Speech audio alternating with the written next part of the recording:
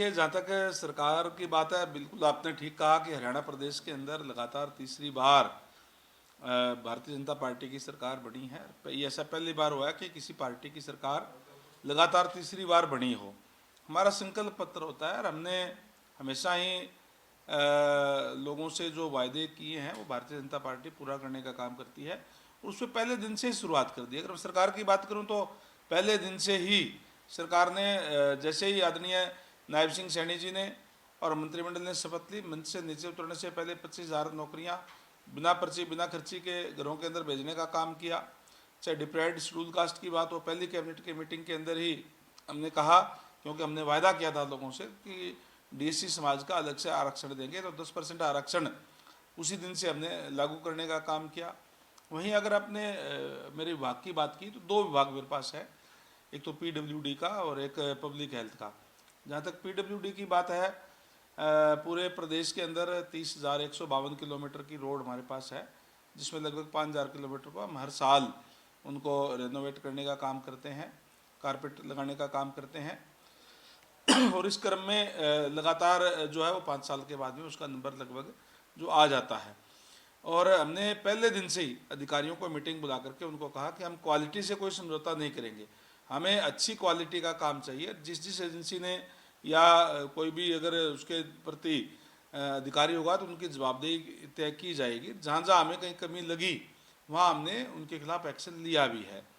और हमने जैसे अभी आप जैसे आपको पता है कभी फोग का टाइम है, धुंध आ जाती है, एक्सीडेंट बहुत ज़्यादा होते हैं, और एक्सीडेंट का बचाव के लिए हमने 3700 किलोमीटर की वाइट पट्टी लगाई जहाँ बिल्कुल धुंधली हो चुकी थी या जो पुरानी थी। 12,000 किलोमीटर की जो डीएलपी पीरियड के अंदर थी वहाँ भी हमने वाइट पट्टी लगाने का काम किया, ताकि धुंध के अंदर एक्सीडेंट से जो है वो बचाव हो सके। और जिस पर लगभग 7 करोड़ रुपए का खर्चा आया है, ये पहली बार बड़े स्तर के ऊपर हमने लगवाने का काम किया है।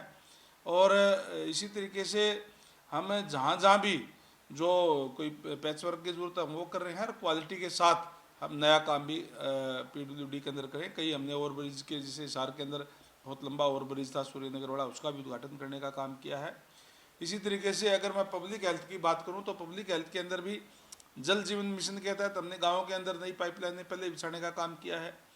और अमृत योजना के तहत शहरी क्षेत्र के अंदर जो नई पाइपलाइन बिछाई है, जहाँ जहाँ नई आबादी है और जहाँ नहीं बिछाई गई है वहाँ भी हम वहाँ बिछाने का काम कर रहे हैं। जो माननीय हमारे यशस्वी प्रधानमंत्री नरेंद्र भाई मोदी जी का नारा है कि हर घर में नल और नल में स्वच्छ जल, उसको साकार करने का काम कर रहे हैं। जहाँ नए वाटर की ज़रूरत है नए वाटर बना रहे हैं, जहाँ रिपेयर की ज़रूरत है हम रिपेयर करने का काम जो है वो कर रहे हैं। 10,000 या उससे ज़्यादा आबादी वाले जो गांव हैं उसको हम महाग्राम के अंदर लेकर के, और उसमें जो शहरी तर्ज के ऊपर सीवरेज की पानी की हम व्यवस्था करने का काम कर रहे हैं, जिसमें से 5 गाँव की हमारा कंप्लीट हो गया है। 16 गाँव के अंदर अभी हम महाग्राम का काम चल रहा है। टोटल 144 गाँव हमने चिन्हित किए हैं जिनको आने वाले दिनों के अंदर भी महाग्राम में लिया जाएगा। चुनौती रही है सर इन 100 दिनों के?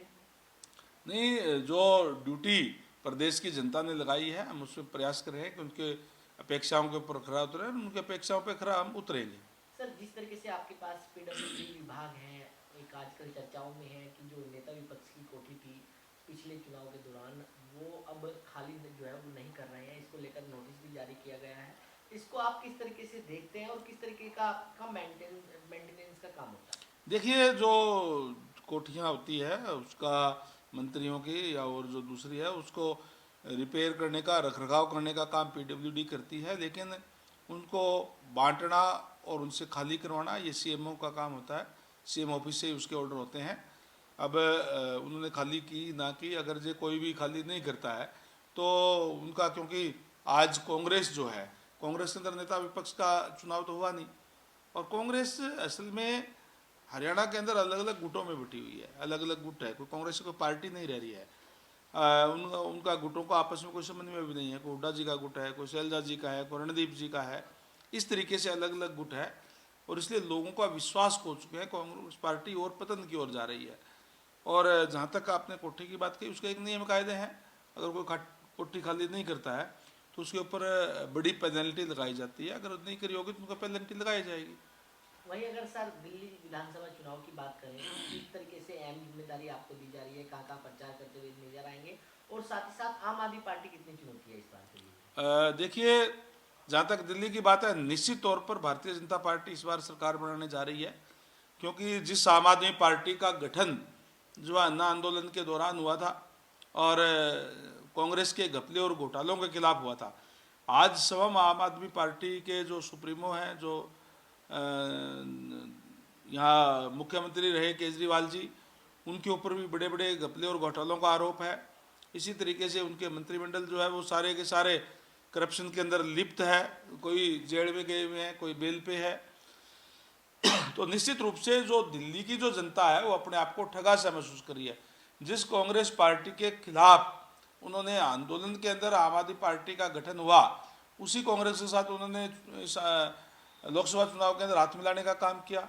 दिल्ली देश की राजधानी है, यहाँ के जागरूक मतदाता है, और निश्चित तौर पर अब वो डबल इंजन की सरकार बनाने जा रहे हैं ताकि दिल्ली जो है वो सुंदर जो है वो बन सके। चुनौती कितनी है सर आम आदमी पार्टी? देखिए, कोई चुनौती नहीं है, प्रजातंत्र है, प्रजातंत्र के अंदर लोग फैसला करते हैं, और लोगों ने ये मन बना लिया है कि इस बार भारतीय जनता पार्टी की सरकार दिल्ली में बना रहे हैं।